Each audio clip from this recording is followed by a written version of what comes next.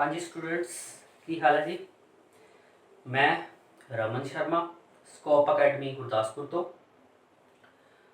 ਅੱਜ ਅਸੀਂ 12th ਦਾ physics ਦਾ next topic ਕਰਨ ਜਾ ਰਹੇ ਹਾਂ। ਠੀਕ ਹੈ, ਯਾਦ ਹੋਏਗਾ ਤੁਹਾਨੂੰ ਜਿੱਥੇ ਲਾਸਟ ਟੌਪਿਕ ਤੇ ਇੱਕ ਡੈਫੀਨੇਸ਼ਨ ਮੈਂ ਤੁਹਾਨੂੰ ਪ੍ਰੂਫ ਕੀਤੀ ਸੀ, ਨਾਮ ਹੀ ਇਕੁਈਪੋਟੈਂਸ਼ੀਅਲ ਸਰਫੇਸ। ਇਕੁਈਪੋਟੈਂਸ਼ੀਅਲ ਸਰਫੇਸ ਅੱਜ ਆਪਾਂ ਨੂੰ ਐਕਸਪਲੇਨ ਕਰਨ ਜਾ ਰਹੇ ਹਾਂ। ਇਕੁਈਪੋਟੈਂਸ਼ੀਅਲ ਸਰਫੇਸ ਕੀ ਹੁੰਦੇ ਨੇ और इन्हां दियां प्रॉपर्टीज की ने। What are equipotential surfaces and define its various properties.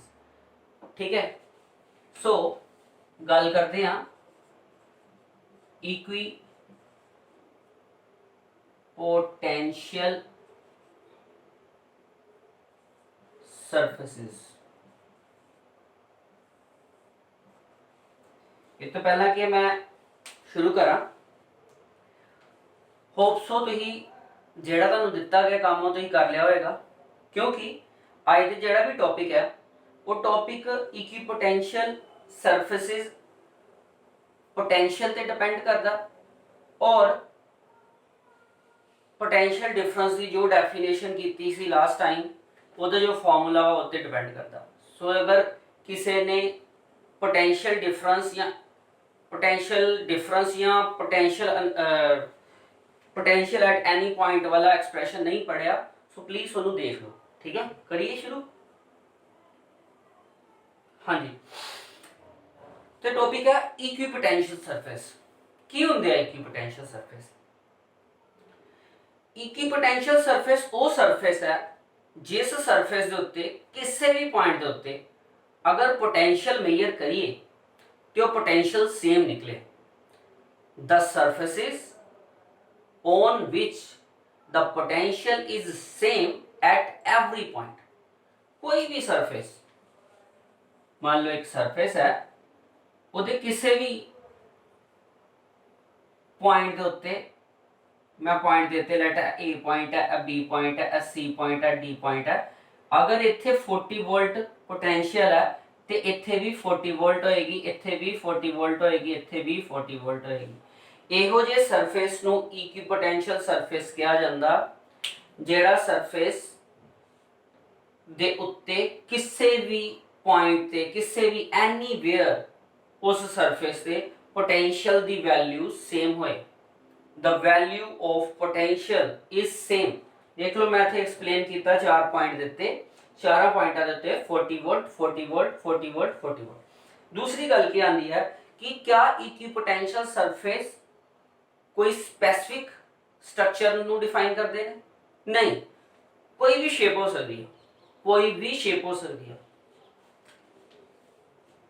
The surfaces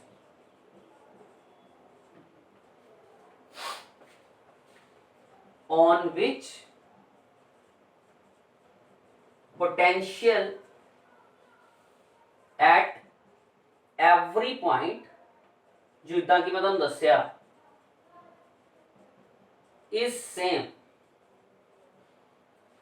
ਇਹੋ ਜਿਹੇ ਸਰਫੇਸ ਜਿੱਤੇ ਤੇ ਪੋਟੈਂਸ਼ੀਅਲ ਹਰੇਕ ਪੁਆਇੰਟ ਤੇ ਸੇਮ ਹੋਏ ਉਹਨਾਂ ਨੂੰ ਆਪਾਂ ਇਕੁਈਪੋਟੈਂਸ਼ੀਅਲ ਸਰਫੇਸ ਬੋਲਦੇ ਹਾਂ। एग्जांपल ਦਿੱਤੀ, ਇੱਕ एग्जांपल ਹੋਰ ਦੇਣਾ ਮੈਂ ਤੁਹਾਨੂੰ।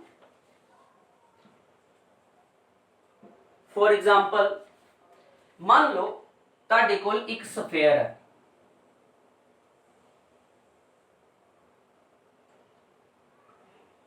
ठीक है, ਸਫੇਅਰ ਹੈ ਤੇ ਸਫੇਅਰ ਦੇ ਸੈਂਟਰ ਦੇ ਵਿੱਚ ਤੁਸੀਂ ਇੱਕ ਚਾਰਜ ਜਿਹੜਾ ਸਿਚੁਏਟ ਕਰ ਦਿੱਤਾ Q। ਉਹ ਸਫੇਅਰ ਜਿਹੜਾ ਵਾ ਉਹਦਾ ਰੇਡੀਅਸ ਜੋ ਹੈ ਉਹ ਕਿੰਨਾ ਵਾ, ਉਹਦਾ ਰੇਡੀਅਸ ਹੈ ਲੈਟ R। ਹੁਣ ਅਗਰ ਇੱਕ ਸਫੇਅਰ ਹੈ ਔਰ ਸਫੇਅਰ ਦੇ ਸੈਂਟਰ ਵਿੱਚ ਚਾਰਜ ਹੈਗਾ ਤੇ ਉਹ ਚਾਰਜ तो अगर असी सफेयर दे पूरे सरफेस दे उत्ते किसी भी जगह ते, जिस मर्जी जगह ते देख लो, इत्थे इस जगह ते, इस जगह ते, इस जगह ते, जेड़ी मर्जी जगह ते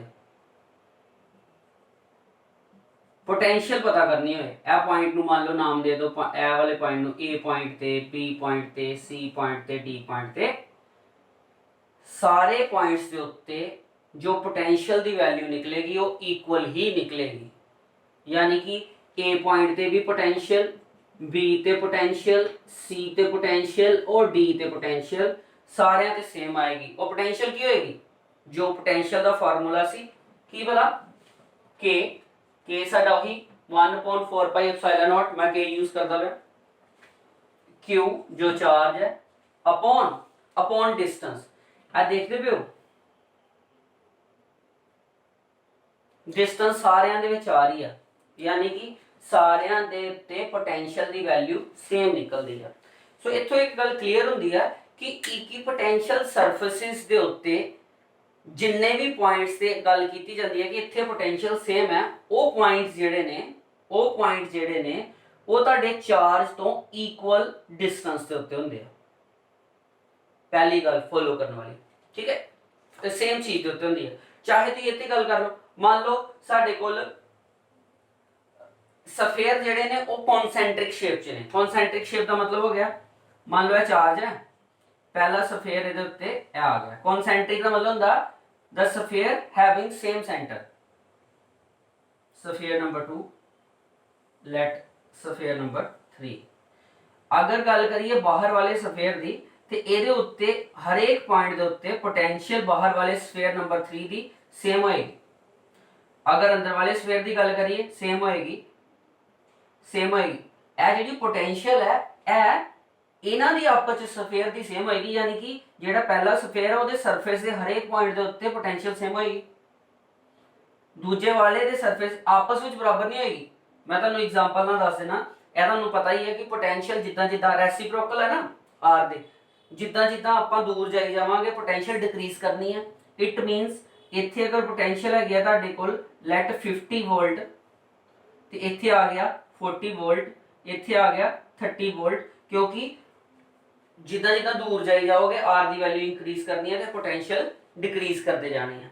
पर यह पोटेंशियल एक सफेयर दे लई ओदे हर एक पॉइंट दे उत्ते सेम होएगी, दूजे सफेयर लई हर एक पॉइंट दे सेम होएगी, तीजे सफेयर दे उत्ते हर एक पॉइंट दे उत्ते सेम होएगी। ठीक है, सो यह एक एग्जांपल सी कि किसी भी पॉइंट चार्ज होते, क्योंकि देखो किसी भी पॉइंट चार्ज की गल कर लिए तो किसी भी पॉइंट चार्ज दे तो अगर आप गल करिए कि इक्वल इन्हां दी वैल्यू आंदी है पोटेंशियल दी, तो इक्वल ही आएगी। ठीक है, इन्हें नोट करो, मैं 1 मिनट पानी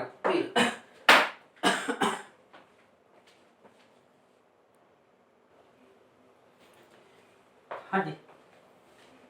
सो इत्थे साडे कोल एक सफेयर जिहड़ा वा वो एक हिसाब दा की है इक्विपोटेंशियल सरफेस है। क्यों? क्योंकि सफेयर दे हर एक सरफेस ते हर एक जगह ते सफेयर दे हर एक जगह दे उत्ते, क्योंकि चार्ज जिहड़ा वा सेंटर च पिया वा, सेंटर तो हर एक जगह दे उत्ते सफेयर ते पोटेंशियल जिहड़ी आ वो इक्वल होएगी।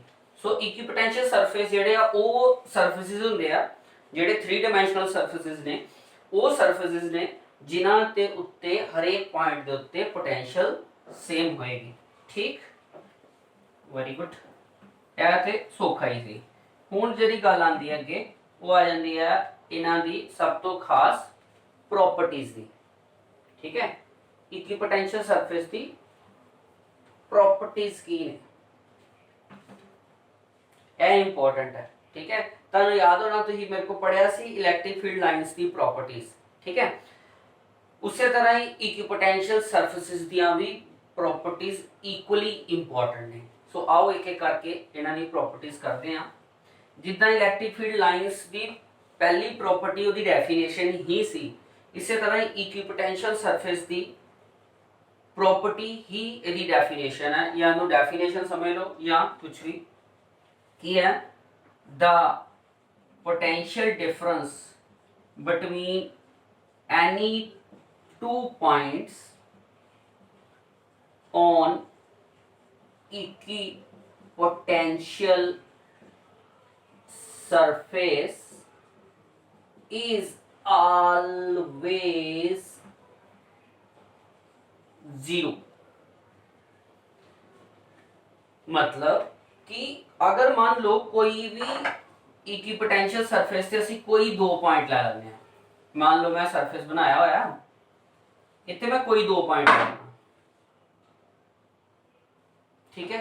ਇਹਨਾਂ ਦੇ ਵਿੱਚ पोटेंशियल डिफरेंस 0 होएगा। देख लो मैं पहले क्या ही दो पॉइंट है, मान लो ये भी 40 वोल्ट है, भी 40 वोल्ट है, और अगर मैं इन्हों का पोटेंशियल डिफरेंस डेल्टा वी कढ़दा, बी माइनस ए कर लो या ए माइनस वी कर लो, दैट इज 40 माइनस 40 बिकम्स 0। ए इजी है, यानी कि जे पोटेंशियल सेम होएगा तो पोटेंशियल डिफरेंस 0 ही आएगा ना, जेडी मर्जी जगह के उत्ते करके देख लो। एदी डेफिनेशन ही मान के चलो सेम ही है, समझ आ गया। रिपीट कर देना, किसी भी इक्विपोटेंशियल सरफेस के किसी दो पॉइंट्स दे विच जेड़ा पोटेंशियल डिफरेंस है वो हमेशा 0 हुंदा। पोटेंशियल दे विच डिफरेंस जेड़ा वा, the potential difference between any two points on the equipotential surface is always 0। ठीक, बहुत बढ़िया। हुण आंदी है तुहाडे कोल property number 2।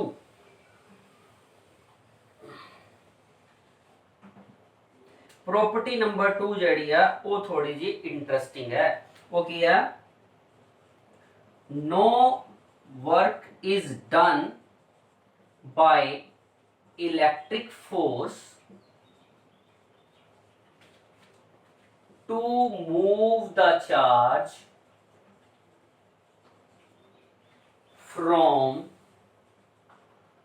one point to another on an equipotential surface। हाँ जी, कहता कोई काम नहीं किया जाता। अगर मान लो एक इक्विपोटेंशियल सरफेस है ते ओदे विच तुसी एक पॉइंट तो दूसरे पॉइंट तक चार्ज नू मूव करांदे हो, लेट क्यू चार्ज नू मूव करवांदे हो, ते इनू करवाउण विच कोई वर्क डन नहीं हुंदा। ए दी दूसरी प्रॉपर्टी है। किस तरह? सानू पता, आपां फार्मूला पढ़िया, मान लो चार्ज ए तो बी जाएगा, it means VB minus VA जो पोटेंशियल डिफरेंस का formula C is equal to work done to move the charge from A to B per unit charge. यही फार्मूला है।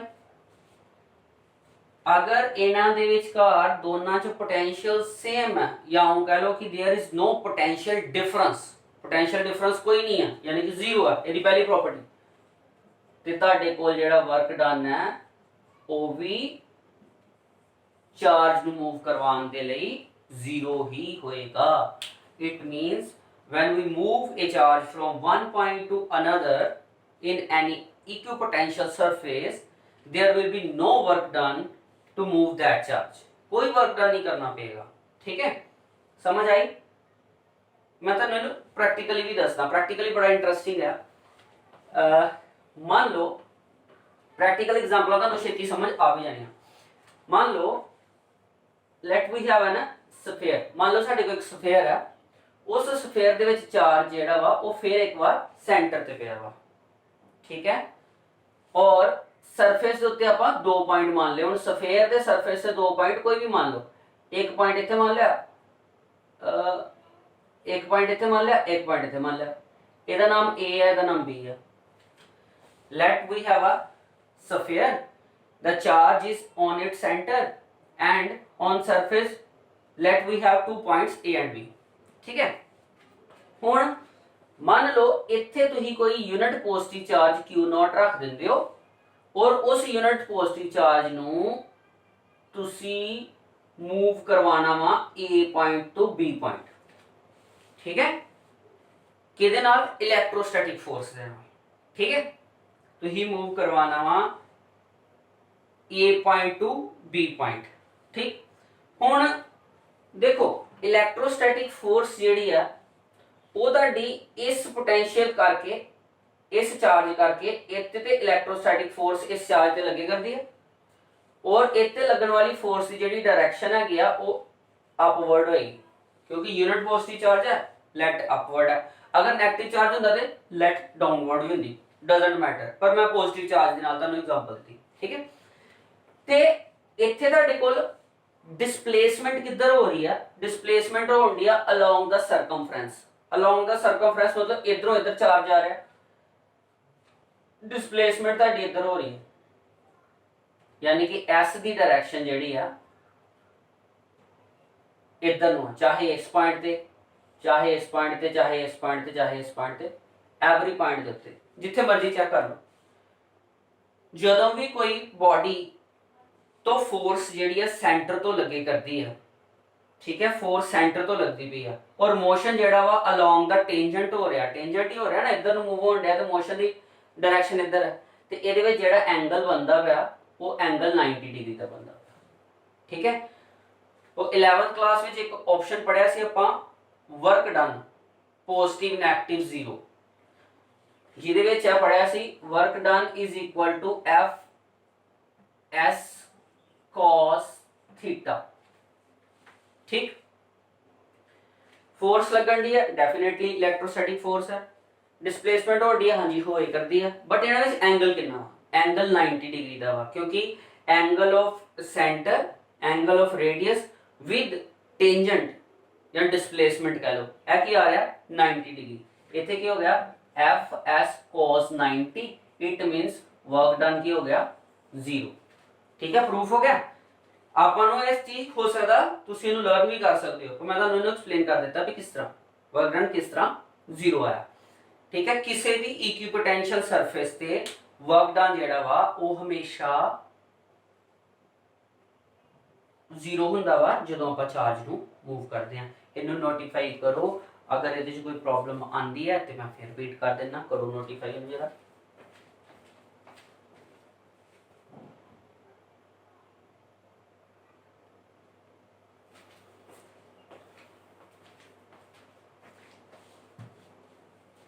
हाँ जी हो गया।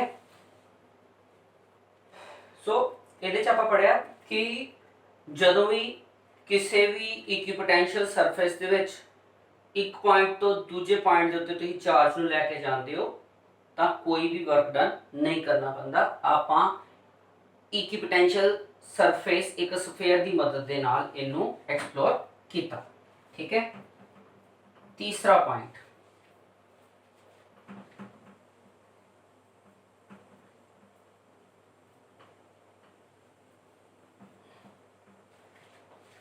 पॉइंट नंबर थर्ड, ठीक है। Electric field is always perpendicular to the equipotential surface. मतलब ਇਹਦਾ कि ਜਿਹੜਾ ਸਾਡਾ ਇਲੈਕਟ੍ਰਿਕ ਫੀਲਡ ਹੈ ਉਹਦੀ ਜਿਹੜੀ ਡਾਇਰੈਕਸ਼ਨ ਹੈ ਉਹ ਹਮੇਸ਼ਾ ਇਕੁਈਪੋਟੈਂਸ਼ੀਅਲ ਸਰਫੇਸ ਤੇ ਪਰਪੈਂਡੀਕੂਲਰ ਹੋਏਗੀ। ਜਿਸ ਤਰ੍ਹਾਂ ਹੁਣ ਇਹ ਸਰਫੇਸ ਬਣਾਇਆ ਮੈਂ ਇਕੁਈਪੋਟੈਂਸ਼ੀਅਲ, ਇਹਦੇ ਪਰਪੈਂਡੀਕੂਲਰ ਹੋਏਗੀ, यानी कि ਪਰਪੈਂਡੀਕੂਲਰ ਇਹਦੇ ਚੋਂ ਪਾਸ ਆਊਟ ਹੋਏਗੀ, ਠੀਕ ਹੈ। ਇਹਨੂੰ ਵੀ ਆਪਾਂ ਕਿਸ ਤਰ੍ਹਾਂ ਪ੍ਰੂਫ ਕਰ ਸਕਦੇ ਹਾਂ, ਇਹਦੇ ਲਈ ਵੀ ਸਾਡੇ ਕੋਲ ਫੈਕਟ ਹੈ। मान लो दो पॉइंट है, पहला पॉइंट ए है, दूसरा पॉइंट बी है, जिन्हां दे पोटेंशियल सेम है और चार्ज जिहड़ा वा अलोंग द सरफेस मूव करदा पिया डी आर डिस्प्लेसमेंट नाल। आपां लास्ट टाइम इक्विपोटेंशियल सरफेस दी डेफिनेशन पढ़दे होए रिलेशनशिप कीता सी, relationship between electric field and potential difference. वो की ही VB माइनस VA, यहां जिन्हों आप बोलिया सी DV, ठीक है। DV is equal to minus E vector dot DR vector, यही साडे कोल डेफिनेशन रिलेशनशिप, ठीक है। अगर मान लो इक्विपोटेंशियल सरफेस है फिर दोनों के विचकार कोई भी पोटेंशियल डिफरेंस नहीं होएगा, इट मींस ए वैल्यू जीरो होगी। उस तो इलावा क्या आ गया था देखो,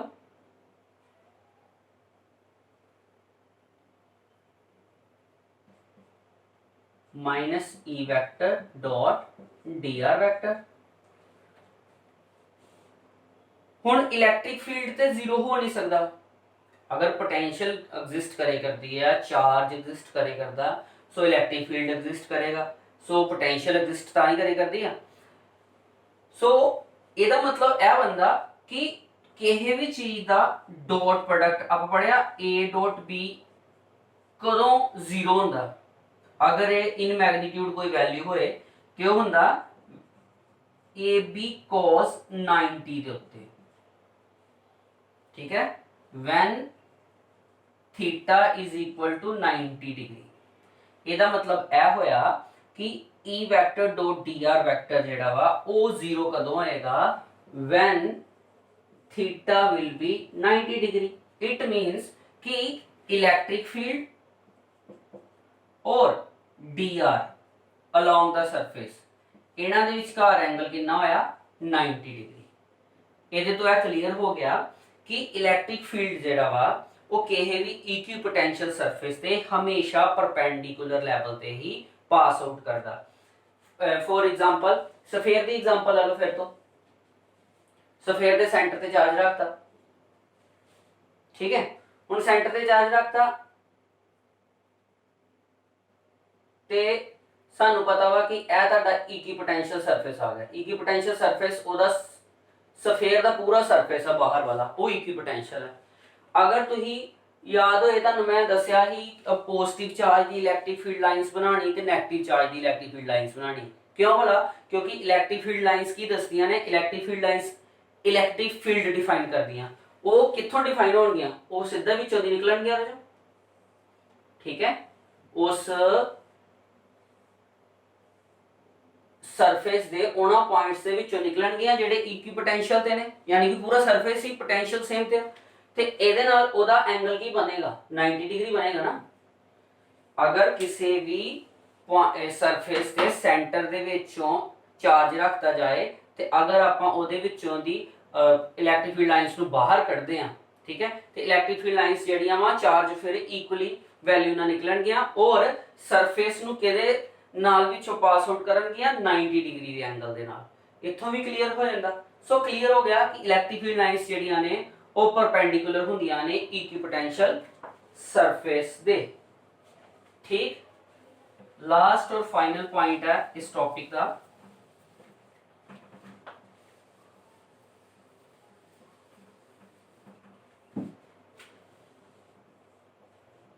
no two equipotential surface can intersect each other। दो इक्विपोटेंशियल सरफेस कभी भी आपस विच इंटरसेक्ट नहीं करनगे, आपस नूं नहीं कटदे। क्यों नहीं कटदे? वैसे दो कारण है, एक इहदा हैगा डेरिवेशन दा, पर मैं तुहानूं सिंपल एग्जांपल नाल समझा देना, ठीक है। मान लो यह तुहाडा पहला सरफेस है और दूसरा सरफेस जेड़ा उदी डायरेक्शन है आ गई, ठीक है। यह पहला सरफेस हो गया,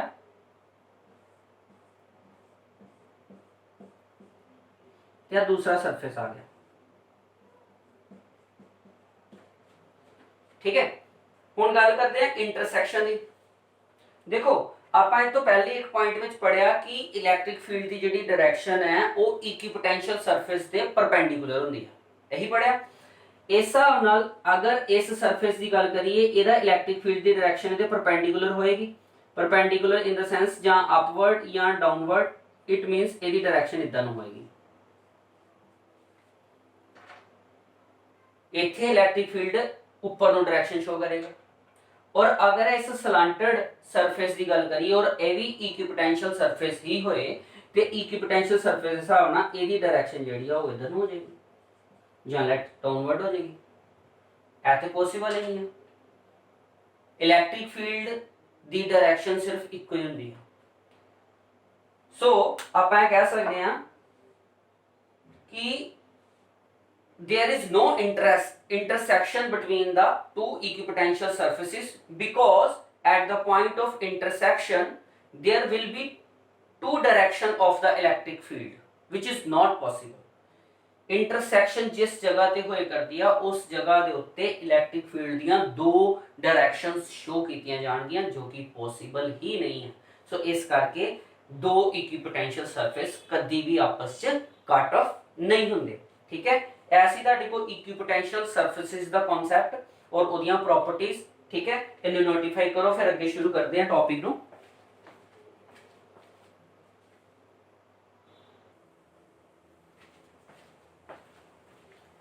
हाँ जी, हो गया तो तक। चलिए आगे अगला कॉन्सेप्ट थोड़ा जिहा डेप्थ वाला वा, सो ध्यान ना सुनना।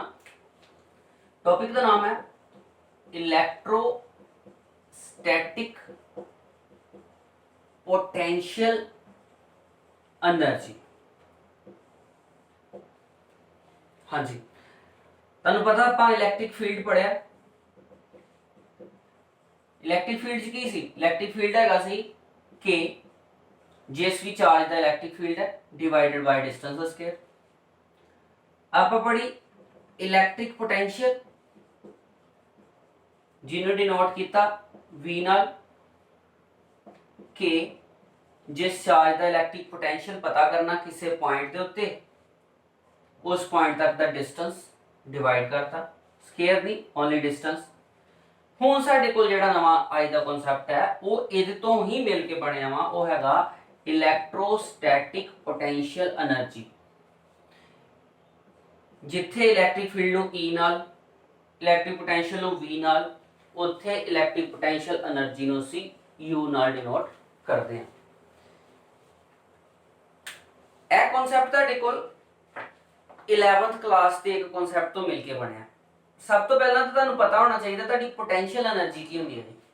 What is potential energy? Potential energy एक ऐसी एनर्जी है जिहड़ी कि हमेशा ही किसी भी ऑब्जेक्ट ते लगदी है, सॉरी उस ऑब्जेक्ट ते रीस्टोर्ड हुंदी है जदों ओदी डायमेंशनस दे विच, ओदी पोजीशन दे विच कोई चेंजेस कीते जांदे हैं।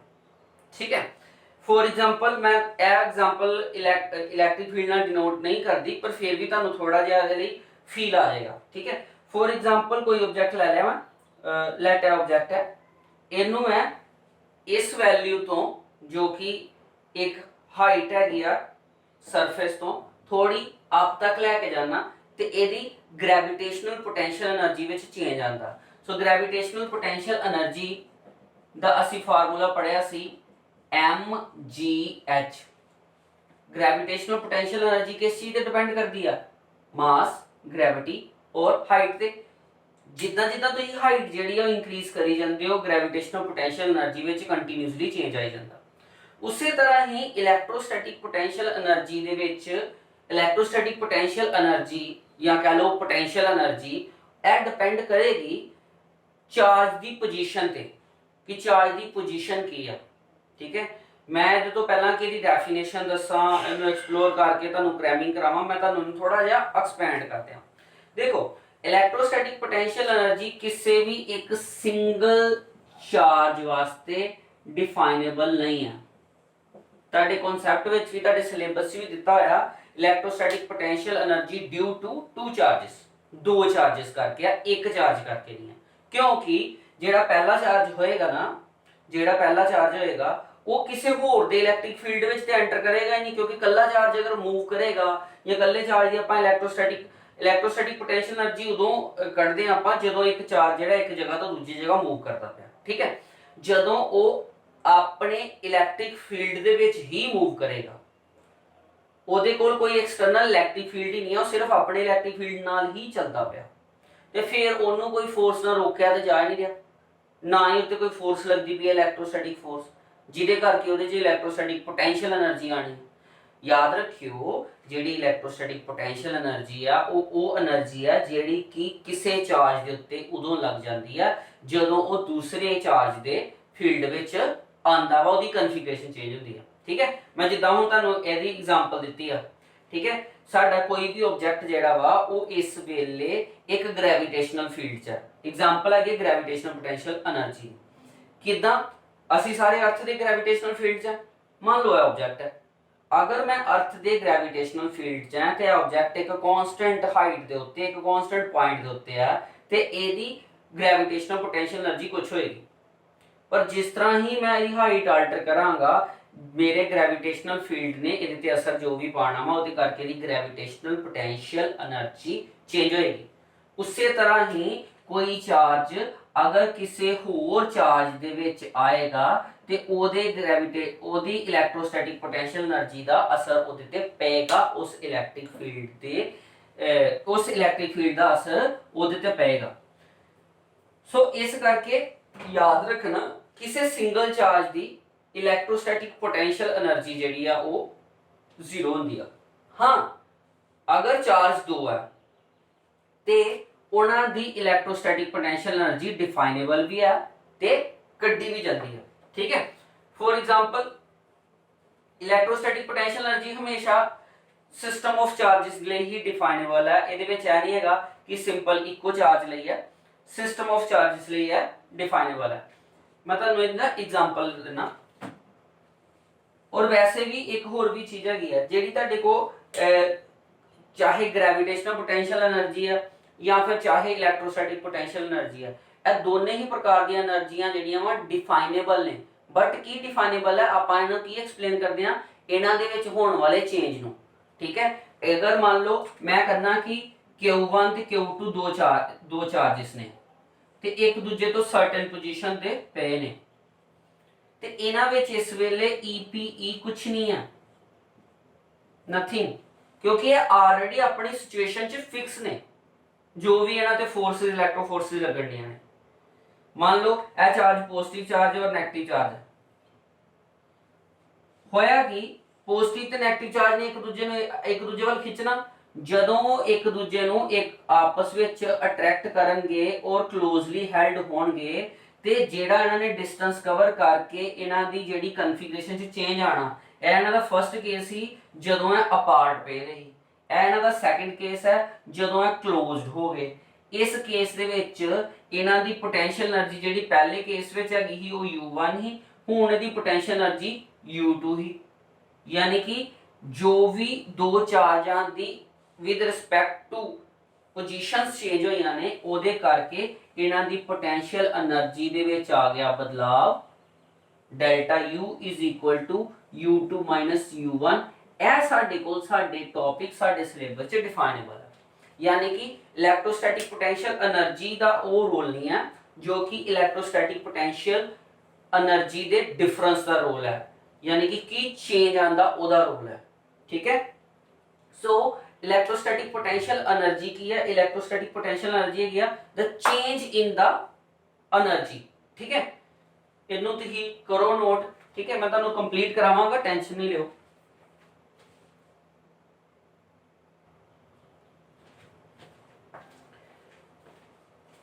हाँ जी सो की वह होया फिर कि अगर मान लो दो पॉइंट चार्जेस ने उन्होंने एक पर्टिकुलर लोकेशन तो एक पर्टिकुलर लोकेशन दे विच शिफ्ट करता जांदा ते उन्हां दी पोटेंशियल एनर्जी विच चेंजेस आ जांदे ने उही चेंजेस नू आपां इहदे विच डिफाइन करे करते हैं सेम चीज इत्थे लागू कीती है तुहाडी बुक दे विच भी इन्हां ने दस्सिया बुक च उन्हें की कहा बुक च कहा the electrostatic potential energy for system of charges is defined as the total amount of work done to move all the charges जो भी system दे charges ने to move all the charges from infinity to that points to infinity to that particular points in the system of location of that those charges मतलब की होया कि मान लो ਇਹਦੇ ਚ ਉਹਨੇ ਕੀ ਕਿਹਾ ਕਿ ਇਲੈਕਟ੍ਰੋਸਟੈਟਿਕ ਪੋਟੈਂਸ਼ੀਅਲ એનર્ਜੀ ਕਿਸੇ ਵੀ ਸਿਸਟਮ ਆਫ ਚਾਰजेस ਵਾਸਤੇ ਮੰਨ ਲਓ ਤੁਹਾਡੇ ਕੋਲ ਚਾਰਜ ਹੈਗਾ Q1 ਹੈ Q2 ਹੈ ਔਰ Q3 ਹੈ ਠੀਕ ਹੈ ਉਹ ਇਹ ਵਾਲੀ ਲੋਕੇਸ਼ਨਸ ਜਿਹੜੀਆਂ ਨੇ ਇੱਥੇ ਤੁਸੀਂ ਲਿਆ ਕੇ ਉਹਨੂੰ ਸਿਸਟਮ ਤੇ ਲਿਆਉਣਾ ਚਾਹੁੰਦੇ ਹੋ ABC ਲੋਕੇਸ਼ਨਸ ਦੇ ਇਹ ਉਹ ਅਮਾਉਂਟ ਆਫ ਵਰਕ ਡਨ ਹੋਏਗਾ ਕਿ ਇਨਫਿਨਿਟੀ ਤੋਂ ਤੁਸੀਂ ਉਹਨਾਂ ਚਾਰजेस ਨੂੰ Q1 Q2 ਨੂੰ ਤੁਸੀਂ ਲੈ ਕੇ ਆਉਂਦੇ ਹੋ ਔਰ ਉਹਨਾਂ ਦੀ ਰਿਸਪੈਕਟਿਵ ਪੋਜੀਸ਼ਨ ਦੇ ਉੱਤੇ ਲਿਆ ਕੇ ਰੱਖਦੇ ਹੋ So total amount of work done to move all the charges to their respective locations from infinity to their respective location and they form a particular system. ठीक है, ते ਇਹ ਕੀ ਬਣਾਉਂਦੇ ਆ, ਇੱਕ particular electrostatic system ਬਣਾਉਂਦੇ ਆ। ठीक है, ਇਹ ਤਾਂ ਨੋਟਸ ਵਿੱਚ ਮੈਂ ਦਿੱਤੇ ਹੋਏ ਆ ਸਾਰਾ ਕੁਝ, ਡੈਫੀਨੇਸ਼ਨਸ ਵਗੈਰਾ ਹੈਗੀਆਂ, ਉੱਥੋਂ ਤੁਸੀਂ ਨੋਟੀਫਾਈ ਕਰ ਲੈਣਾ। ਸੋ ਇਹ ਵੀ ਚੀਜ਼ ਮੰਨੀ ਜਾਂਦੀ ਆ ਕਿ ਜੋ ਵੀ ਚੇਂਜ ਹੁੰਦਾ ਇਲੈਕਟ੍ਰੋਸਟੈਟਿਕ ਪੋਟੈਂਸ਼ੀਅਲ એનર્ਜੀ ਚ, ਜੋ ਚੇਂਜ ਆ ਉਹ ਕਾਦੇ ਬਰਾਬਰ ਹੁੰਦਾ, ਉਹ ਹੁੰਦਾ negative of work done by conservative forces.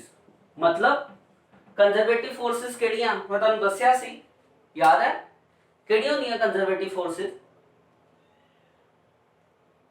ਹਾਂਜੀ, ਉਹਨਾਂ ਫੋਰਸਿਸ ਨੂੰ ਕੰਜ਼ਰਵੇਟਿਵ ਫੋਰਸਿਸ ਕਿਹਾ ਜਾਂਦਾ ਜਿਨ੍ਹਾਂ ਫੋਰਸਿਸ ਦੁਆਰਾ ਕੀਤਾ ਗਿਆ ਵਰਕ ਡਨ ਪਾਥ ਤੇ ਡਿਪੈਂਡੇਬਲ ਨਾ ਹੋਏ, ਸਿਰਫ ਇਨੀਸ਼ੀਅਲ ਤੇ ਫਾਈਨਲ ਪੋਜੀਸ਼ਨ ਤੇ ਡਿਪੈਂਡ ਕਰਦਾ ਹੋਏ। ਮੰਨ ਲਓ ਕਿਸੇ ਬੋਡੀ ਨੂੰ ਤੁਸੀਂ ਇੱਕ ਪੁਆਇੰਟ ਤੋਂ ਦੂਜੇ, ਇੱਕ ਮੰਨ ਲਓ ਇਹੀ ਚਾਰਜ ਦੀ ਗੱਲ ਕਰ ਲਈ, Q1 ਚਾਰਜ ਹੈ, ਇਹਨੂੰ ਤੁਸੀਂ A ਪੁਆਇੰਟ ਤੋਂ B ਪੁਆਇੰਟ ਤੱਕ ਲੈ ਕੇ ਜਾਣਾ, ਤੇ ਅਗਰ Q1 ਚਾਰਜ ਨੂੰ ਤੁਸੀਂ ਇਦਾਂ ਲੈ ਜਾਂਦੇ ਹੋ, ਇਸ ਤਰ੍ਹਾਂ ਲੈ ਜਾਂਦੇ ਹੋ, ਇਸ ਤਰ੍ਹਾਂ ਲੈ ਜਾਂਦੇ ਹੋ, ਜਿਹੜੀ ਫੋਰਸ ਇਹਨੂੰ ਲੈ ਕੇ ਜਾ ਰਹੀ ਆ ਉਹ ਫੋਰਸ ਕਿਹੜੀ ਹੈ, ਇਲੈਕਟ੍ਰੋਸਟੈਟਿਕ ਫੋਰਸ ਹੈ। ਸੋ ਇਲੈਕਟ੍ਰੋਸਟੈਟਿਕ ਫੋਰਸ ਇੱਥੇ ਕੰਜ਼ਰਵੇਟਿਵ ਫੋਰਸ ਹੈ, ਕਿਉਂਕਿ ਇਹਦੇ ਵਿੱਚ ਜਿਹੜਾ ਇਹਦੇ ਦੁਆਰਾ ਵਰਕ ਡਨ ਕੀਤਾ ਗਿਆ to move the charge from A to B, ਉਹ ਪਾਥ ਦੇ ਉੱਤੇ ਡਿਪੈਂਡ ਨਹੀਂ ਕੀਤਾ, ਉਹ ਇਨੀਸ਼ੀਅਲ ਟੂ ਫਾਈਨਲ ਪੋਜੀਸ਼ਨ ਤੇ ਡਿਪੈਂਡ ਕੀਤਾ। Conservative forces are those forces on which the work done by these forces does not depend upon the path followed, it only depend upon the initial and the final position। ठीक है, सो ਇੱਥੇ ਤੁਹਾਡੇ ਕੋਲ ਕਿਹੜੀ conservative force ਲੱਗੇ ਕਰਦੀ ਆ ਕਿ ਜਦੋਂ ਤੁਸੀਂ ਇੱਥੇ ਚਾਰਜ ਪੋਜ਼ਿਟਿਵ ਤੇ ਨੈਗੇਟਿਵ ਉਹ ਇੱਕ ਦੂਜੇ ਨੂੰ ਅਟਰੈਕਟ ਕਰੇ ਕਰਦੇ ਆ, ਤੇ ਕਿਹੜੀ ਫੋਰਸ ਲੱਗੀ ਕਰਦੀ ਆ, ਉਹ ਤੁਹਾਡੀ ਇਲੈਕਟ੍ਰੋਸਟੈਟਿਕ ਫੋਰਸ ਲੱਗਦੀ ਪਈ ਹੈ ਜੋ ਕਿ ਕੰਜ਼ਰਵੇਟਿਵ ਫੋਰਸ ਹੈ। ਠੀਕ ਹੈ, ਜਾਂ ਫਿਰ ਇਹਨੂੰ ਇਹ ਵੀ ਕਹਿ ਸਕਦੇ ਹੋ the change in potential energy is equal to positive work done by the external force। ਹੁਣ external force ਦਾ ਕੀ ਫੰਡਾ ਆ ਗਿਆ, external force ਕੀ ਆ? ਦੇਖੋ ਅਗਰ ਤੇ ਤੁਹਾਡੇ ਕੋਲ ਚਾਰजेस ਜਿਹੜੇ ਆ ਆਪੋਜ਼ਿਟ ਪੋਲੈਰਿਟੀ ਦੇ ਆ ਤੇ ਡੈਫੀਨੇਟਲੀ ਆ ਇੱਕ ਦੂਜੇ ਨੂੰ ਖਿੱਚਣਗੇ, ਪਰ ਮੰਨ ਲਓ ਇਹ ਹੈਗੇ ਆ ਸੇਮ ਪੋਲੈਰਿਟੀ ਦੇ, ਪੋਜ਼ਿਟਿਵ ਐਂਡ ਪੋਜ਼ਿਟਿਵ, ਔਰ ਤੁਸੀਂ ਕੀ ਕਰਦੇ ਪਏ ਹੋ, ਤੁਸੀਂ ਹੁਣ ਪੋਜ਼ਿਟਿਵ ਹੈ ਤੇ ਇੱਕ ਦੂਜੇ ਨੂੰ ਰਿਪੈਲ ਕਰਨਗੇ। ਠੀਕ ਹੈ, ਪਰ ਤੁਸੀਂ ਕੀ ਕਰਦੇ ਪਏ ਹੋ, ਤੁਸੀਂ ਇੱਕ ਐਕਸਟਰਨਲ ਫੋਰਸ ਲਗਾ ਰਹੇ ਹੋ ਜਿਹਦੇ ਕਰਕੇ ਇਸ ਨੂੰ ਤੁਸੀਂ ਆਪੋਜ਼ਿਟਲੀ ਉਹਦੇ ক্লোਜ਼ ਲੈ ਕੇ ਆ ਰਹੇ ਹੋ, Q1 ਤੇ Q2 ਨੂੰ ਤੁਸੀਂ ক্লোਜ਼ ਲੈ ਕੇ ਆ ਰਹੇ ਹੋ। ਪੋਜ਼ਿਟਿਵ ਇੱਕ ਦੂਜੇ ਨੂੰ ਰਿਪੈਲ ਕਰਨਗੇ, ਪਰ ਤੁਸੀਂ ਇੱਕ ਐਕਸਟਰਨਲ ਫੋਰਸ ਲਗਾਉਂਦੇ ਹੋ। ਇਹ ਐਕਸਟਰਨਲ ਫੋਰਸ ਉਹਦੀ ਕੰਜ਼ਰਵੇਟਿਵ ਫੋਰਸ ਤੋਂ, ਕਿਉਂਕਿ ਇਲੈਕਟ੍ਰੋਸਟੈਟਿਕ ਫੋਰਸ ਆਫ ਅਟਰੈਕਸ਼ਨ ਵੀ ਹੁੰਦੀ ਹੈ ਤੇ ਰਿਪਲਸ਼ਨ ਵੀ ਹੁੰਦੀ ਹੈ। ਰਿਪਲਸ਼ਨ ਦੇ ਦੌਰਾਨ ਅਗਰ ਉਹ ਬਾਹਰ ਨੂੰ ਜਾ ਰਿਹਾ ਤੇ ਤੁਸੀਂ ਇਕੁਅਲ ਅਮਾਉਂਟ ਦੀ ਐਕਸਟਰਨਲ ਫੋਰਸ ਲਗਾ ਕੇ ਉਹਨੂੰ ਅੰਦਰ ਨੂੰ ਲੈ ਕੇ ਆ ਰਹੇ ਹੋ, ਤੇ ਇਸ ਹਿਸਾਬ ਨਾਲ ਚੇਂਜ ਇਨ ਦਾ ਪੋਜੀਸ਼ਨ ਕਰਨ ਵੇਲੇ ਤੁਸੀਂ ਜਦੋਂ ਇਹਦੇ ਚ ਪੋਜੀਸ਼ਨ ਚੇਂਜ ਕਰੋਗੇ ਉਸ ਵੇਲੇ ਐਕਸਟਰਨਲ ਵਰਕ ਡਨ ਜਿਹੜਾ ਵਾ ਉਹ ਇਕੁਇਵਲੈਂਟ ਹੋਏਗਾ ਚੇਂਜ ਇਨ ਕਾਈਨੈਟਿਕ એનર્ਜੀ ਦੇ। ਇਹ ਜਿਹੜਾ ਸੌਰੀ ਦਾ ਚੇਂਜ ਇਨ ਪੋਟੈਂਸ਼ੀਅਲ એનર્ਜੀ, ਸੌਰੀ ਇਹ ਜੋ ਵੀ ਮੈਂ ਤੁਹਾਨੂੰ ਕਨਸੈਪਟ ਕਰਵਾ ਰਿਹਾ ਇਹਦੇ ਤੇ ਜੇ ਤਾਂ ਤੁਸੀਂ ਬੁੱਕ ਤੇ ਜਾਓਗੇ, ਬੁੱਕ ਤੇ ਸਿਰਫ 4 ਲਾਈਨਾਂ ਦੀ ਡੈਰੀਵੇਸ਼ਨ ਆ ਉੱਥੇ ਕਵਰ ਹੋ ਜਾਣੀ ਆ, ਪਰ ਪੋਟੈਂਸ਼ੀਅਲ ਹੈ ਕੀ ਆ ਉਹ ਤੁਹਾਨੂੰ ਸਮਝ ਨਹੀਂ ਆਣਾ ਅਸਲ 'ਚ। ਠੀਕ ਹੈ, ਇਹ ਚੀਜ਼ ਤੁਹਾਨੂੰ ਆਉਣ ਵਾਲੇ ਯੂਨਿਟ ਕਪੈਸਿਟੈਂਸ ਹੈ ਜਿਹੜਾ ਉਹਦਾ ਪੂਰੇ ਦਾ ਪੂਰਾ ਥੋਰੋ ਜਿਹੜਾ ਪਾਰਟ ਹੈਗਾ ਉਹ ਇਹਦੇ ਨਾਲ ਝੱਟ ਸਮਝ ਆ ਜਾਣਾ। ਠੀਕ ਹੈ, ਕਲੀਅਰ ਹੋ ਗਈ ਗੱਲ ਇੱਥੋਂ ਤੱਕ? ਠੀਕ, ਇਹ ਕਿਸ ਤਰ੍ਹਾਂ ਇਕੁਅਲ ਆਇਆ ਵਰਕ ਡਨ ਕੰਜ਼ਰਵੇਟਿਵ ਫੋਰਸਿਸ ਤੇ ਵਰਕ ਡਨ ਐਕਸਟਰਨਲ ਫੋਰਸਿਸ, ਇਹ ਮੈਂ ਤੁਹਾਨੂੰ ਦੱਸ ਦਿੰਦਾ ਵਾਂ। ਇਹ ਵੀ ਤੁਹਾਡੇ ਕੋਲ 11th ਦਾ ਇੱਕ ਯੂਨਿਟ ਹੈਗਾ। 11th ਦਾ ਯੂਨਿਟ ਕੀ ਆ? 11th ਦਾ ਯੂਨਿਟ ਹੈਗਾ ਜਿਹਦੇ ਵਿੱਚ ਤੁਸੀਂ ਕੀਤਾ ਸੀ ਵਰਕ એનર્ਜੀ ਥਿਓਰਮ, ਸਾਰਿਆਂ ਦਾ ਫੇਵਰੇਟ ਟੌਪਿਕ ਹੀ ਔਰ ਆਲਮੋਸਟ ਹੁੰਦਾ ਸੀ ਕਿ ਸਾਰਾ ਪੇਪਰ ਚ ਆਣਾ ਹੀ ਆਣਾ ਇਹ ਉਹ ਹੈ ਨਾ। ਤੇ ਵਰਕ એનર્ਜੀ ਥਿਓਰਮ ਦੇ ਵਿੱਚ ਕੀ ਕੀਤਾ ਸੀ? ਵਰਕ એનર્ਜੀ ਥਿਓਰਮ ਚ ਅਸੀਂ ਪੜਿਆ ਸੀ total amount of work done on system is equal to the change in kinetic energy. जिन्ना भी ਆਪਾਂ ਸਿਸਟਮ ਦੇ ਉੱਤੇ ਇਹ ਤੁਹਾਡਾ ਮੋਸ਼ਨ ਦੇ ਰਿਗਾਰਡਿੰਗ ਸੀ, ਜਿੰਨਾ ਵੀ ਆਪਾਂ ਸਿਸਟਮ ਤੇ ਵਰਕ ਡਨ ਕਰਦੇ ਆ ਉਹ ਸਾਰਾ ਦਾ ਸਾਰਾ ਵਰਕ ਡਨ ਜਿਹੜਾ ਵਾ ਜਿੰਨਾ ਬੋਡੀ ਦੇ ਵਿੱਚ ਕਾਈਨੈਟਿਕ એનર્ਜੀ ਉਹਦੇ ਚੇਂਜ ਤੇ ਬਰਾਬਰ ਹੁੰਦਾ ਵਾ। ਠੀਕ ਹੈ, ਹੁਣ ਮੈਂ ਜੇ ਅਗਰ ਗੱਲ ਕਰਾਂ, ਤੁਹਾਨੂੰ ਯਾਦ ਹੋਣਾ ਮੈਂ ਤੁਹਾਨੂੰ ਕਿਹਾ ਸੀ ਕਿ ਜਦੋਂ ਵੀ ਆਪਾਂ ਐਕਸਟਰਨਲ ਵਰਕ ਡਨ ਕਰਨਾ ਵਾ in case of electrostatic potential, ਤੇ ਐਕਸਟਰਨਲ ਵਰਕ ਡਨ ਇਸ ਸ਼ਰਤ ਦੇ ਉੱਤੇ ਕਰਨਾ ਵਾ, ਇਸ ਨੋਰਮ ਦੇ ਉੱਤੇ ਕਰਨਾ ਵਾ कि ਜਿਹੜਾ ਵੀ ਚਾਰਜ ਜਿਹੜਾ ਤੁਸੀਂ ਮੂਵ ਕਰਵਾਣ ਦਿਓ ਇੱਕ ਪੋਜੀਸ਼ਨ ਤੋਂ ਦੂਜੀ ਪੋਜੀਸ਼ਨ ਤੱਕ, ਉਹਦੀ ਕਾਈਨੈਟਿਕ એનર્ਜੀ ਦੇ ਵਿੱਚ ਕੋਈ ਵੀ ਚੇਂਜ ਨਾ ਆਏ। There is no change in kinetic energy, मतलब कि एक कांस्टेंट मोशन ਦੇ ਨਾਲ ਆਏ, वेलोसिटी ना चेंज करे, एक कांस्टेंट मोशन आ, मतलब कि ਜਿਹੜੀ ਤੁਹਾਡੀ ਰਿਪਲਸ਼ਨ ਦੀ ਫੋਰਸ ਲੱਗੇ ਕਰਦੀ ਸੀ ਉਹਦੇ ਇਕੁਅਲ ਹੀ ਤੁਸੀਂ ਐਕਸਟਰਨਲ ਫੋਰਸ ਲਗਾਣੀ ਹੈ, ਤੇ ਇਹ ਦੋਨੇ ਚਾਰਜ ਤਾਂ ਜੋ ਕਿ ਇਸ ਜਗ੍ਹਾ ਤੋਂ क्लोज हो गए। ठीक है, पर काइनेटिक एनर्जी चेंज नहीं होनी चाहिए, और अगर काइनेटिक एनर्जी चेंज नहीं होती तो ए वैल्यू जीरो आ जाती है। फोर्सेस ਇਹਦੇ फोर्सेस ਕਿਹੜੀਆਂ ਲੱਗੀਆਂ ਡੀਆਂ, ਦੋ फोर्सेस ਲੱਗਣੀਆਂ, ਕਿਹੜੀ फोर्स ਲੱਗਣੀ, ਇੱਕ फोर्स ਲੱਗੇ ਕਰਦੀ ਸੀ ਉਹ ਕੰਜ਼ਰਵੇਟਿਵ फोर्स ਜਿਹਨੂੰ ਆਪਾਂ ਇਲੈਕਟ੍ਰੋਸਟੈਟਿਕ फोर्स ਕਿਹਾ, ਤੇ ਉਹਦੀ ਡਾਇਰੈਕਸ਼ਨ ਕਿੱਧਰ ਸੀ, ਉਹਦੀ ਡਾਇਰੈਕਸ਼ਨ ਕੰਜ਼ਰਵੇਟਿਵ फोर्स ਦੀ ਡਾਇਰੈਕਸ਼ਨ ਕਿੱਧਰ ਸੀ, ਕੰਜ਼ਰਵੇਟਿਵ फोर्स ਦੀ ਡਾਇਰੈਕਸ਼ਨ ਹੈਗੀ ਹੀ ਬਾਹਰ ਨੂੰ। ਠੀਕ ਹੈ, ਤੇ ਦੂਸਰੀ ਡਾਇਰੈਕਸ਼ਨ ਕਿਹੜੀ ਫੋਰਸ ਲੱਗਣ ਦੀ ਸੀ, ਦੂਸਰੀ ਫੋਰਸ ਲੱਗੇ ਕਰਦੀ ਸੀ ਤੁਹਾਡੇ ਕੋਲ ਐਕਸਟਰਨਲ ਫੋਰਸ। ਠੀਕ ਹੈ, ਇਹ ਤੁਹਾਡੀ ਲੱਗਣ ਦੀ ਐਕਸਟਰਨਲ ਫੋਰਸ, ਤੇ ਟੋਟਲ ਜੋ ਵੀ ਤੁਸੀਂ ਉਹਦੇ ਤੇ ਫੋਰਸਿਸ ਲਗਾ ਰਹੇ ਹੋ ਉਹਨਾਂ ਦੁਆਰਾ ਕੀਤਾ ਗਿਆ ਵਰਕ ਡਨ ਜਿਹੜਾ ਵਾ ਉਹ ਕਾਦੇ ਇਕੁਇਵਲੈਂਟ ਆ ਗਿਆ, ਉਹ ਆ ਗਿਆ ਤੁਹਾਡੇ ਕੋਲ ਚੇਂਜ ਇਨ ਕਾਈਨੈਟਿਕ એનર્ਜੀ ਦੇ। ਕਾਈਨੈਟਿਕ એનર્ਜੀ ਕੀ ਹੋ ਗਿਆ, ਜ਼ੀਰੋ ਹੋ ਗਿਆ। ठीक है, सो काइनेटिक एनर्जी अगर जीरो आ गया तो total amount of work done की हो गया, टोटल अमाउंट ऑफ जो वर्क डन किया कंजर्वेटिव फोर्स ने, work done by conservative force, तो जो वर्क डन किया एक्सटर्नल फोर्स ने जीरो के बराबर आ गया। So work done conservative force is minus of work done by external force, या हम कह सकते हो कि work done by conservative force, work done by external force is equal to negative of work done by conservative force या कह लो electrostatic force. ठीक है, इतने तक समझ आया, बट मैं अपने वालों एफर्ट लगाया था मैं करना, क्योंकि हुण ਇਹਦੇ ਵਿੱਚੋਂ ਆਪਾਂ ਦੋਨਾਂ ਚੋਂ ਕੋਈ ਵੀ ਐਕਸਪ੍ਰੈਸ਼ਨ ਕੱਢ ਲੈਣੇ। ਇੱਥੇ ਐਕਸਪ੍ਰੈਸ਼ਨ ਤੱਕ ਆ ਗਏ ਆਪਾਂ, ਜਾਂ ਤੇ ਆਪਾਂ ਕੱਢਾਂਗੇ work done by conservative force. Conservative force ਤੇ ਵਰਕ ਡਨ ਕੱਢਣ ਲਈ ਕੀ ਕਰਨਾ ਪਏਗਾ, ਮੈਂ ਥੋੜਾ ਹਿੰਟ ਦੇ ਦੇਣਾ, ਕਿਉਂਕਿ जो बुक विच हैगा work done by external force easy. ठीक है, पर दोने दे विच मैं हिंट दे देना तुहानू, पहले इत्थों तक नोटिफाई करो फिर दसदा।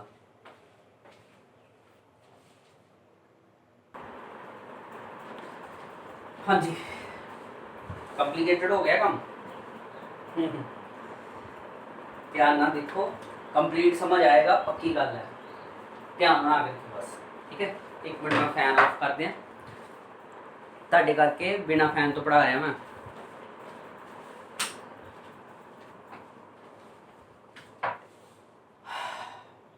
बिल्कुल बिना फैन तो। हाँ जी, ते हुण आने आपां बुक तो। हुण तुहानूं पूरा समझ आएगा, क्योंकि मैं जो भी पहली चीज़ करवाई है सिर्फ इलैक्ट्रोस्टैटिक पोटेंशियल एनर्जी नूं प्रॉपर समझाने लई करवाई है। ठीक है, सो साडे को टॉपिक की है, टॉपिक है electrostatic potential energy due to two charges. यह टॉपिक तुहाडी बुक ते भी है, तुहानूं नोट्स भी दिता गया। करते हैं electrostatic potential energy due to two point charges. मान लो तुहाडे को दो पॉइंट चार्जेस ने। ठीक है, एक का नाम Q1 है, दूसरा नाम Q2 है।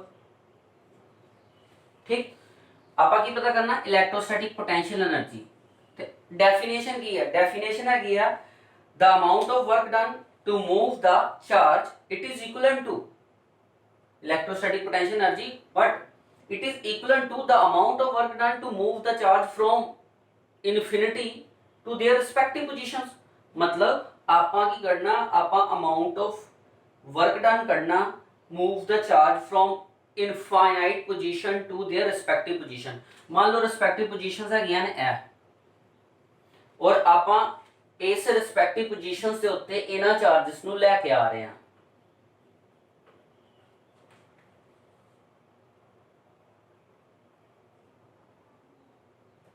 ਇਨਫਿਨਿਟੀ ਤੋਂ ਤੁਸੀਂ ਦੋ ਚਾਰਜ Q1 ਤੇ Q2 ਲੈ ਕੇ ਆਣੇ।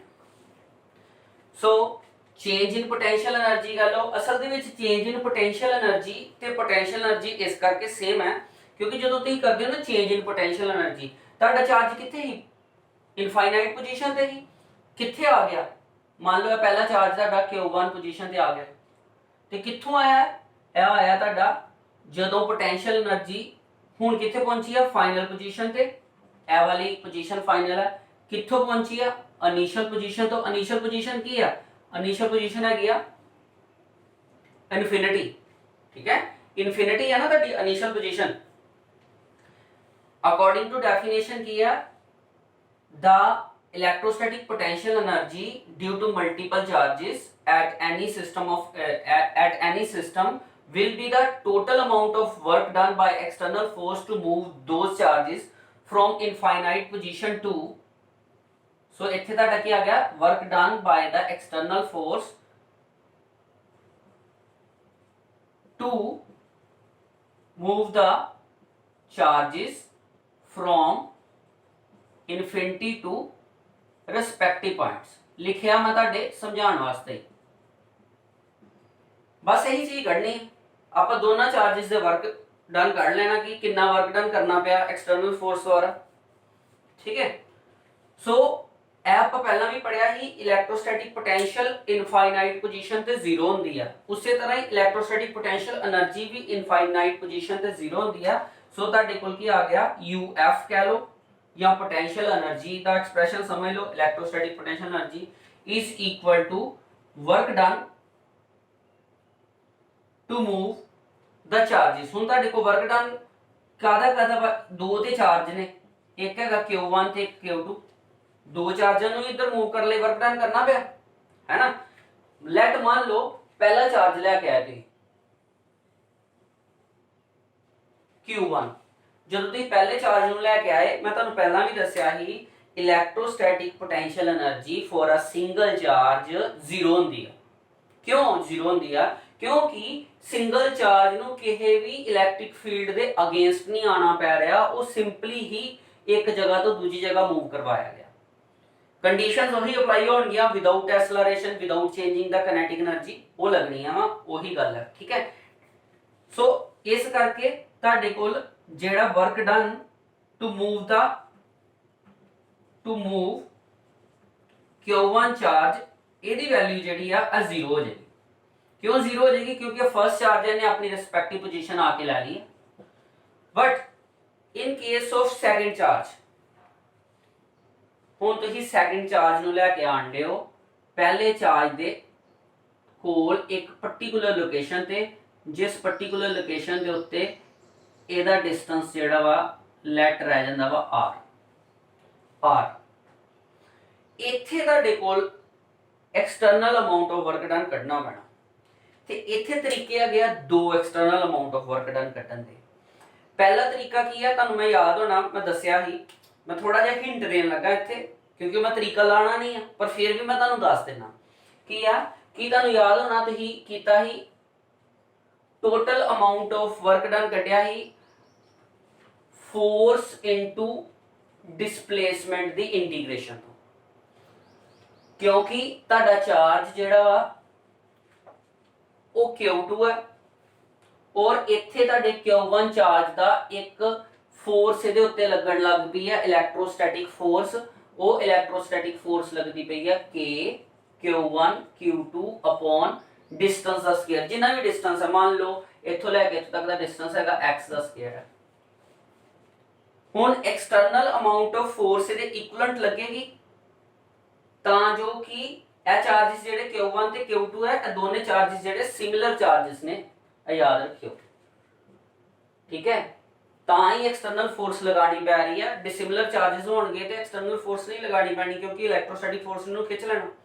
ਹੁਣ ਇਲੈਕਟ੍ਰੋਸਟੈਟਿਕ ਫੋਰਸ ਕੀ ਕਰੇਗੀ? Q1 ਦੀ Q2 ਨੂੰ ਆਪਣੇ ਵਾਲੇ ਪਾਸੇ सॉरी ओपोजिट रिपेल रखेगी, अपने इलैक्ट्रिक फील्ड विच नहीं आन देना चाहेगी। ਆਪਾਂ external amount of work done करांगे ਤੇ ਸਾਨੂੰ ਇੰਨੀ ਫੋਰਸ ਇਕੁਇਵਲੈਂਟ ਲਗਾਣੀ ਪਏਗੀ ਤਾਂ ਜੋ ਕਿ ਚਾਰਜ ਇੱਧਰ ਆਏ, ਤਾਂ ਹੀ ਇੱਧਰ ਆਏਗਾ। ਇਸ ਕਰਕੇ ਜਿਹੜੀ ਤੁਸੀਂ ਐਕਸਟਰਨਲ ਫੋਰਸ ਲਗਾਓਗੇ ਉਹਦਾ ਜਿਹੜਾ ਮੈਗਨੀਟਿਊਡ ਹੋਏਗਾ -k q1 q2 upon distance का स्क्वायर। ठीक है। और total amount of work done कादे बराबर होएगा? Total amount of work done उसी तरह जिद्दां मैं कहा ही कि मान लो पहला एक इनिशियल पॉइंट देता जिहदे विच चार्ज जस्ट मूव होया कित्थों एक पॉइंट तो दूजे पॉइंट तक ते dx डिस्टेंस चलिया ते टोटल अमाउंट ऑफ फोर्स कढण लई तुसीं की करता, total force will be integral charge ਨੂੰ ਕਿੱਥੋਂ ਕਿੱਥੇ ਲੈ ਕੇ ਆਏ, ਚਾਰਜ ਨੂੰ ਤੁਸੀਂ ਇਨਫਿਨਿਟੀ ਤੋਂ ਲੈ ਕੇ ਆਏ ਉਸ ਪੁਆਇੰਟ ਤੱਕ ਜਿਸ ਪੁਆਇੰਟ ਤੇ ਤੁਸੀਂ ਉਹਨੂੰ ਰੱਖਣਾ ਚਾਹੁੰਦੇ ਹੋ at that is up to r distance ਤੇ ਇਹਦਾ ਤੁਸੀਂ ਇੰਟੀਗ੍ਰੇਸ਼ਨ ਕਰਤਾ f dx ਦੇ ਨਾਲ। ਇਸ ਹਿਸਾਬ ਨਾਲ ਤੁਸੀਂ total amount of work done ਕਰ ਲੋਗੇ, ਸੌਰੀ फोर्स इनटू डिस्प्लेसमेंट ਨਾਲ। ठीक है, कर सकते हो ना। सो कहिए पर ਆਪਾਂ ਇਹਦੇ ਚ ਆ ਫਾਰਮੂਲਾ ਬੁੱਕ ਚ ਵੀ ਨਹੀਂ ਦੇਖਿਆ ਤੇ ਸਾਨੂੰ ਲਾਉਣ ਦੀ ਵੀ ਲੋੜ ਨਹੀਂ ਕਿਉਂਕਿ ਇਹ ਬੜਾ ਜ਼ਿਆਦਾ ਕੰਪਲੈਕਸ ਹੋਏ ਨਾ। ਐਵੇਂ ਸਾਨੂੰ ਸਿਰਫ ਐਕਸਟਰਨਲ मतलब ਐਕਸਟਰਾ ਦੱਸਣ ਆ ਕਿ ਮੈਂ ਤੁਹਾਨੂੰ ਦੱਸਿਆ ਕਿ ਪਹਿਲਾ ਚਾਰਜ ਮੂਵ ਕੀਤਾ ਤੇ ਕੋਈ ਫੋਰਸ ਨਹੀਂ ਲੱਗੀ, ਕੋਈ ਵਰਕ ਡਨ ਨਹੀਂ ਕਰਨਾ ਪਿਆ ਕਿਉਂਕਿ ਉਹਨੂੰ ਕਿਸੇ ਕਿਸੇ ਵੀ ਹੋਰ ਇਲੈਕਟ੍ਰਿਕ ਫੀਲਡ ਵਿੱਚ ਇਹਨੂੰ ਐਂਟਰ ਨਹੀਂ ਕਰਨਾ। पर जदों गल आती है दूसरे चार्ज ਨੂੰ मूव करन दी ते दूसरा चार्ज किसी पहले चार्ज के इलैक्ट्रिक फील्ड में एंटर करेगा, ਉਹਦੇ ਉੱਤੇ इलैक्ट्रोस्टैटिक फोर्स ऑफ रिपल्शन लगेगी जिहदे करके ਤੁਹਾਨੂੰ external amount of equivalent amount of force लगानी पेगी जिहदा मैग्नीट्यूड ओपोजिट होएगा। ठीक है, ते इस हिसाब नाल ਤੁਹਾਡੀ फोर्स ਜਿਹੜੀ ਆ ओपोजिट लगेगी। पर यह सब कुछ करने की लोड़ नहीं है। इस तो इलावा साडे कोल एक डेफिनेशन ही मैं वो लगा के तुहानू इहनू एक्सप्लोर कर देना। डेफिनेशन की सी? डेफिनेशन सी साडे को इलैक्ट्रोस्टैटिक पोटेंशियल एनर्जी दी। Electrostatic potential energy from any point, मान लो तुसी इत्थे पॉइंट बी दे उत्ते चीज नू लैके आंदे हो, इलैक्ट्रोस्टैटिक पोटेंशियल एनर्जी कित्थों लैके आंदे हो? इनफिनिटी तो लैके आंदे हो is equal to amount of work done to move the body from to move the charge from infinity to that location ਤੇ ਜਿਹੜਾ ਤੁਸੀਂ ਚਾਰਜ ਲੈ ਕੇ ਆਉਂਦੇ ਹੋ। मतलब यही डेफिनेशन सी ना साडे को इलैक्ट्रोस्टैटिक पोटेंशियल दी की ही इलैक्ट्रोस्टैटिक पोटेंशियल दी definition, it is the amount of work done to move the charge from infinity to a particular point. Electrostatic potential energy is equal to the amount of potential difference का formula लग गया थे infinity तो लैके b तक ले आने जो भी वर्क डन कढ़िया गया। सो आप इथों वर्क डन कढ़ लांगे q2 का। ठीक है, मैं इथे रफली दस देना वर्क डन तुहाडे को q2 का की आ गया, यह तुहाडा वर्क डन q2 है, इथे मैं लिख देना ਤੇ ਤੁਸੀਂ ਕਿਹੜੇ ਚਾਰਜ ਨੂੰ ਲੈ ਕੇ ਆਂਦੇ ਹੋ Q2 ਨੂੰ, ਇਸ ਕਰਕੇ ਇੱਥੇ ਆ ਗਿਆ ਤੁਹਾਡੇ ਕੋ UB ਮਾਈਨਸ ਇਨਫਿਨਿਟੀ। UB मतलब इस पोजीशन ਤੇ ਤੁਸੀਂ ਚਾਰਜ ਨੂੰ ਲੈ ਕੇ ਆਣਾ ਇਸ Q2 ਨੂੰ। ਠੀਕ ਹੈ, ਕਿੱਥੋਂ ਲੈ ਕੇ ਆਂਦੇ ਹੋ? ਇਨਫਿਨਿਟੀ ਤੋਂ ਲੈ ਕੇ ਆਂਦੇ ਹੋ। Amount of work done to move the charge ਕਿਹੜਾ ਚਾਰਜ ਹੀ? Q2। ਠੀਕ ਹੈ, ਇਨਫਿਨਿਟੀ ਦੇ ਉੱਤੇ ਪੋਟੈਂਸ਼ੀਅਲ ਕੀ ਹੁੰਦੀ ਹੈ? 0। UB is equal to work done to move the charge Q2 divided by Q2। so work done कादे बराबर आ गया? work done आ गया potential, जो भी potential है तुहाडे कोल sorry VB multiply by Q2। ठीक है, so इस जगह दे उत्ते VB मल्टीप्लाई बाय Q2 आ गया क्योंकि ਤੁਹਾਡੇ ਕੋਲ work done by first charge ਤੇ ਹੈ ਹੀ ਨਹੀਂ ਆ। सो ਇਹ ਤੁਹਾਡੇ ਕੋਲ 0 ਹੀ ਆ ਗਿਆ। पोटेंशियल एट B ਦੇ ਉੱਤੇ पोटेंशियल ਜਿੱਥੇ ਚਾਰਜ ਲੈ ਕੇ Q2 ਰੱਖਣਾ ਤੁਸੀਂ ਉੱਥੇ पोटेंशियल ਕੀ ਆ ਗਈ? Q1 ਕਰਕੇ potential at B due to charge Q1 is की फार्मूला वा पोटेंशियल B दा 1/4 pi epsilon not that is K जो भी चार्ज है चार्ज Q1 है अपॉन डिस्टेंस डिस्टेंस कितना R सो इत्थे तुहाडे कोल टोटल पोटेंशियल की आ गया अगर तुम यही चीज नूं इहदे विच फार्मूले भर दिओ ते तुहाडे कोल टोटल पोटेंशियल दा फार्मूला आ गया U is equal to K Q1 Q2 upon R यह वाली वैल्यू इत्थों भरी गई सो जदों तुसी कोई भी दो चार्ज नूं इनफिनिटी तो अपनी रिस्पैक्टिव पोजीशन के उत्ते लैके आंदे हो ते जिहड़ी अमाउंट ऑफ पोटेंशियल एनर्जी आंदी है ड्यू टू मल्टीपल चार्जेस या दो या तीन या जो भी है ओदा एक्सप्रैशन है आया और ए amount of whole work done जदों भी तुसी ए वर्क करदे हो एक्सटर्नल वर्क डन करदे हो ए इन्हां चार्जेस दे विच इलैक्ट्रोस्टैटिक पोटेंशियल एनर्जी दे तौर दे उत्ते स्टोर हो जांदा जो कि इहदा लास्ट अमाउंट ऑफ ਤੁਹਾਡਾ लास्ट एक्सप्रेशन है ठीक है so this work done is stored as the electrostatic potential energy मैं एक बार फिर तो तुहानू रिपीट कर देना अगर कुछ कंफ्यूजन हो गई होए ते फर्स्ट ऑफ ऑल आपां दो चार्जेस नू जो जिद्दां की डेफिनेशन च दस्सिया ही कि दो मल्टीपल चार्जेस नू इनफाइनाइट पोजीशन तो उन्हां दी रिस्पैक्टिव पोजीशन ते लैके आउण दे लई कीता गया वर्क डन नू असी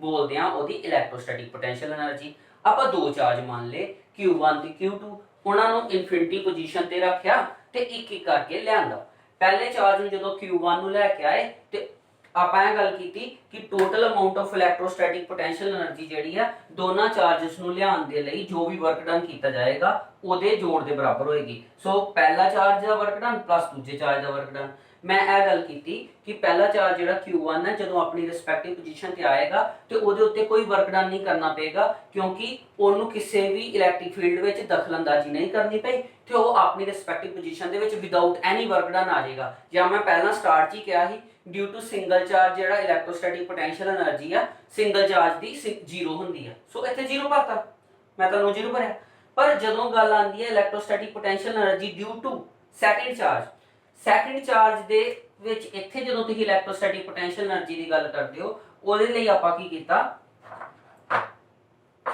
ओहदे लई मैं तुहानूं फार्मूला लगाया मैं की लगाया फार्मूला इलैक्ट्रोस्टैटिक पोटेंशियल डिफरेंस दा इलैक्ट्रोस्टैटिक पोटेंशियल डिफरेंस दा फार्मूला की ही amount of work done to move the charge from infinity to that point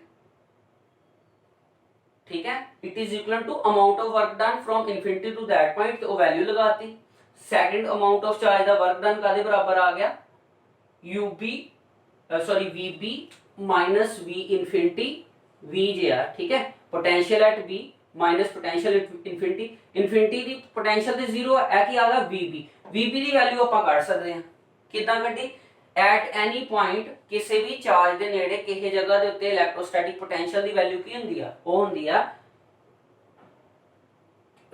वो वैल्यू हुंदी आ तुहाडे कोल इलैक्ट्रोस्टैटिक पोटेंशियल दी के वो जो भी चार्ज हैगा डिवाइडेड बाय ओदा डिस्टेंस ठीक है डिवाइडेड बाय ओदा डिस्टेंस है वा ते बाद विच Q2 नाल दा मल्टीप्लाई हो गया ठीक है होप सो तुहानू समझ आ गया होए थोड़ा जिहा काम लेंथी सी कंपलैक्स सी पर अगर तुही इनू पार्टेड मटीरियल दे विच कर करके लिख के नोटिफाई करके देखोगे तुहानू समझ जरूर आएगा क्योंकि यह एक कंपलैक्स टॉपिक है और इस टॉपिक का अगे आने वाले टाइम च पक्का फायदा होएगा क्योंकि पोटेंशियल बेस ते ही साडे को कैपेसिटेंस शुरू होनी है तो जे सानू पोटेंशियल का पता होएगा तां ही कैपेसिटेंस कर सकते हैं ठीक है आज दा वीडियो काफ़ी लेंथी है इस करके जिद्दां मैं साह लै लैके तुहानू पढ़ाया तुसीं भी साह लै लैके इनू करियो कंप्लीट ते वधिया करन दी कोशिश करियो मेरे जो भी टॉपिक चले करते हैं उहदे नोट्स नाल नाल बनांदे रहो और कोशिश करो कि